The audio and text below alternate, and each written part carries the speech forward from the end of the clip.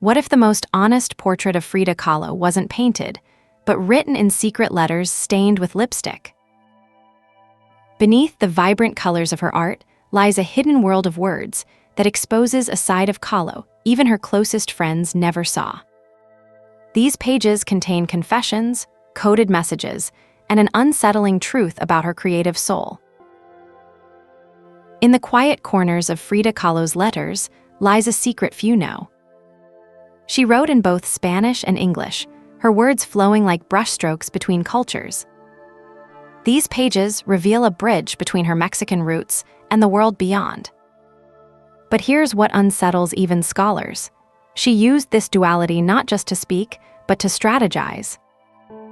In 1947, she penned a formal customs document for a friend, declaring artworks gifts free of duties. A calculated move to bypass bureaucracy, blending art and pragmatism in one breath.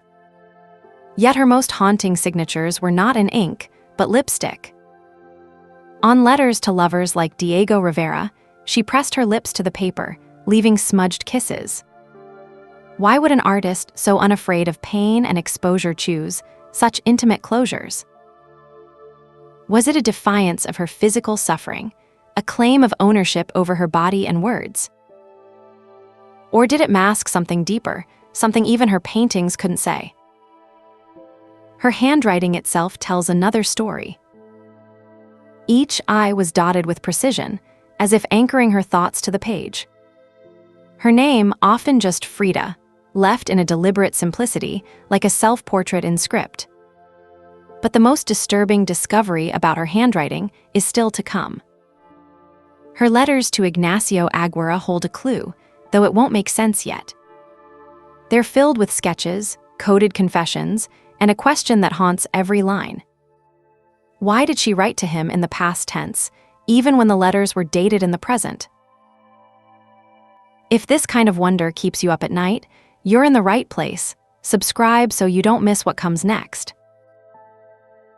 Her dotting of every lowercase I was deliberate, a tiny act of control in a body that betrayed her daily. Even in pain, her hand moved with precision, each dot a defiance against chaos. The journals she filled in the 1940s are labyrinths of text and image, where sketches in the margins seem to whisper secrets to the letters themselves. But that wasn't the only secret hidden there. Her descriptions of physical agony often doubled as metaphors for something deeper. How did those marginal sketches interact with her confessions about suffering? Were they escape, or a way to trap her pain on the page? The answer would take decades to unravel, buried in the ink of her private struggles.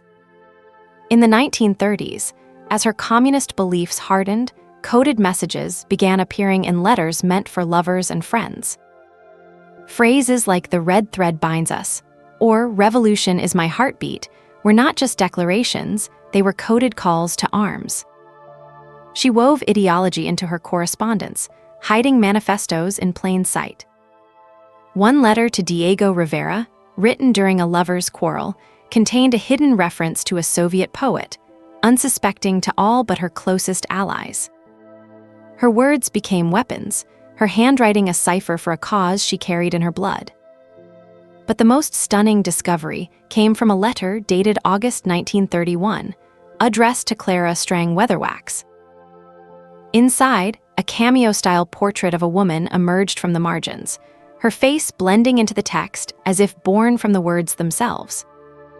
It was a masterpiece of duality, art and language fused, private and public collapsing into one. The portrait's meaning remains unclear, but its existence proves she saw writing not as a backdrop to art, but as its equal. Why then did she almost never sign her full name?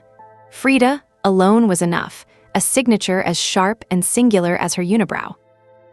Her paintings bore her full name in bold, as if claiming ownership of every brushstroke. Yet in letters, she became Frida, a choice that feels like a riddle, one with no obvious answer. The pattern of deliberate anonymity grows stranger when you consider her refusal to let others define her work. She signed her paintings as Frida Kahlo, but her letters were sealed with a single name, a refusal to let history pin her down. Was it a protest against Diego's shadow, a rejection of the identity imposed by her accident, or something else entirely? This pattern of deliberate anonymity leads to a revelation about her artistic identity, one that challenges the myth we've been told. Her journals show her drafting poems in Spanish and English, each line carefully tested for rhythm. She wrote in both languages as if balancing on a tightrope, her words a bridge between worlds. The same duality appears in her letters to Ignacio Aguirre, where past tense confessions bled into present-day dates. But that contradiction is only the start of the mystery. In 1940, she sent a letter to Diego that ended with a cryptic line: "My heart is a closed book, but my hand writes the key." The key never surfaced, until archivists found a hidden signature in a sketch from the same period. The name was misspelled, intentionally so, a clue pointing to a lover lost to history. And it gets stranger.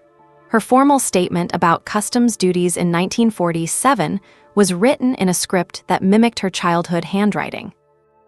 Why would she regress to a younger style in a letter about legal clarity? The answer might lie in a diary entry from 1939, "I write to become whole again." Her words were not just communication, they were reconstruction, a way to rebuild herself in ink. The lipstick kisses on those letters to Ignacio were not just affection. They were imprints of her presence, leaving a trace where her body could not. But why leave that trace in the past tense? The question lingers unanswered. Her journals reveal a woman who saw writing as a second canvas, just as vital as the first. In one entry, she scribbled, "I paint my pain and I write my truth." Yet the truth in her letters often defied easy translation. The 1931 letter to Clara is a case study in this duality. Its text a polite note, its margins a portal into her soul. The cameo portrait, with its haunting symmetry, suggests she was experimenting with form long before her paintings hit the world stage. And it gets weirder. A recent analysis found the same portrait appears, subtly altered, in a 1938 letter to Diego. Was it a silent message about their fractured bond, a self-portrait disguised as someone else? The more you look, the more layers emerge, each one refusing to be pinned down. Her handwritten precision mirrors the unflinching honesty of her self-portraits. Each carefully dotted I echoes the bold strokes of her paintbrush, control and defiance in tandem. But her letters reveal something even the paintings cannot: the vulnerability in her reflections on personal troubles, including chronic health problems. Ink and oil share the same raw truth, just in different languages. Behind the unibrow and fuchsia Tehuana dresses, Frida's words etched a different kind of vulnerability. She wrote to Diego about their love and pain in letters splashed with lipstick kisses, marks as fleeting as the emotions they sealed.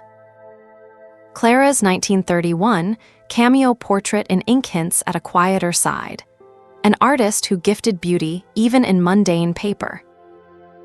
Yet her 1947 customs note for Arthur Seiden proves her wit could cut through bureaucracy as sharply as a palette knife through paint. Free of duties, the phrase carries a double meaning, as if her art itself was a currency too sacred to tax. Her journals, crammed with sketches and confessions, blur the line between diary and canvas. Here, in margins and margins of love letters, lies the full Frida, myth and mortal, goddess and grieving woman. And it gets stranger. Her signature, Frida alone, never the full name, as if claiming identity was a choice she renewed with every line. Was it rebellion, a refusal to let the world define her, or simply the comfort of a name she could call her own? Creativity, she showed, is not just what you make.